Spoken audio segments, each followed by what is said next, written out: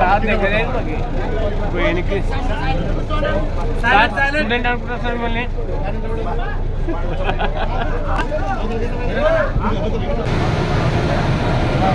పూజ పదవగా వచ్చాం పూజ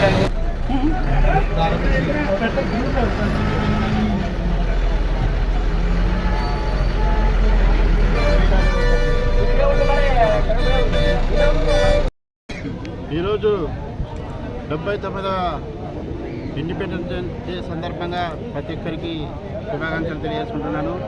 అలాగే ఈ స్వాతంత్ర దినోత్సవం సందర్భంగా నారా చంద్రబాబు నాయుడు గారు స్త్రీ శక్తి పథకం ద్వారా బస్సు పథకాన్ని ఈరోజు అమలుపరచడం జరిగింది. అలాగే ఈరోజు కోడుమూరు నియోజకవర్గంలోని అందరూ ఇక్కడికి రావడం మా యొక్క టీడీపీ లీడర్లు అయితే నాయకులు, ఎంపీటీసీలు, సర్పంచులు ప్రతి ఒక్కరికి ధన్యవాదాలు తెలియజేసుకుంటున్నాను.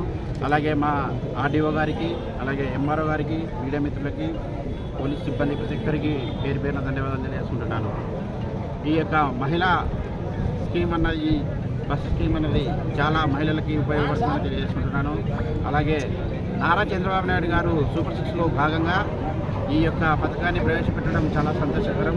మహిళలకు దాదాపుగా ఈ యొక్క బస్సు పథకం ద్వారా 162 కోట్లు ప్రతి నెల అయితే దాదాపు ప్రతి సంవత్సరానికి 1902 కోట్ల రూపాయలతో రాష్ట్ర ప్రభుత్వం ఈ బడ్జెట్ను భరిస్తుంది. ఎందుకంటే రాష్ట్రంలో మహిళలకి భద్రతను అలాగే సామాజికంగా, ఆర్థికంగా బలపరచడానికి నారా చంద్రబాబు నాయుడు గారు ఈ యొక్క పథకాన్ని తీసుకొచ్చి ప్రతి ఒక్కరిని ముందుకు తీసుకెళ్లాలన్న ఉద్దేశంతో ఈ యొక్క స్కీమ్ను అమలుపరచడం జరిగింది. అలాగే మన రాష్ట్రంలో దాదాపు 11,400 బస్సులుంటే 850 బస్సులని ఈరోజు ఫ్రీ బస్ పథకం కింద ఏర్పాటు చేయడం జరిగింది. అంటే నారా చంద్రబాబు నాయుడు గారు మహిళలను ఆర్థికంగా బలీయమైన శక్తిగా తయారవ్వాలి, స్త్రీ శక్తిగా చేయాలన్న ఉద్దేశంతో ఈ యొక్క పథకాలని, అంటే ఇప్పుడు ఎంఆర్ఓ గారు చెప్పినట్టు, ఆర్డీఓ గారు చెప్పినట్టు మిగిలిన, అంటే ఇప్పుడు ఈ యొక్క దీనికి అయ్యే ఖర్చు, అంటే టికెట్కి అయ్యే ఖర్చుని మిగిల్చుకొని ఇంకా వారి యొక్క ఖర్చులకు ఉపయోగించుకునే విధంగా ఇంటి ఖర్చులకు కానీ ఉండాలని చెప్పేసి ఈ నారా చంద్రబాబు నాయుడు గారి కూడా ఉద్దేశం. అలాగే మన యొక్క రాష్ట్రంలో గతంలో ఎక్కడా అభివృద్ధి లేక 5 సంవత్సరాలు నిర్వీర్యమైపోయిన ఈ రాష్ట్రాన్ని ఈ 2024 నుంచి, అంటే గత సంవత్సరం నుంచి సూపర్ 6 పథకాలలో నారా చంద్రబాబు నాయుడు గారు ఇప్పటికే దాదాపుగా 90% ఇంప్లిమెంటేషన్ చేయడం జరిగింది ఈ సంవత్సరం. అంటే ఈ యొక్క కార్యక్రమాలలో భాగంగా నారా చంద్రబాబు నాయుడు గారు ఈ రాష్ట్రాన్ని ముందు తీసుకెళ్ళాలి. అభివృద్ధి అయితేమి, సంక్షేమం అయితేనేమి, పోలవరాన్ని, అమరావతిని, అలాగే ఈ యొక్క ప్రతి ఒక్క రైతులని, అందరినీ, కార్మికులని, కర్షకులని అందరినీ బలీయంగా చేయాలని చెప్పి ఉద్దేశంతో నారా చంద్రబాబు నాయుడు గారు ప్రతి ఒక్క స్కీమ్ని ఇంప్లిమెంటేషన్ చేయడం జరుగుతుంది.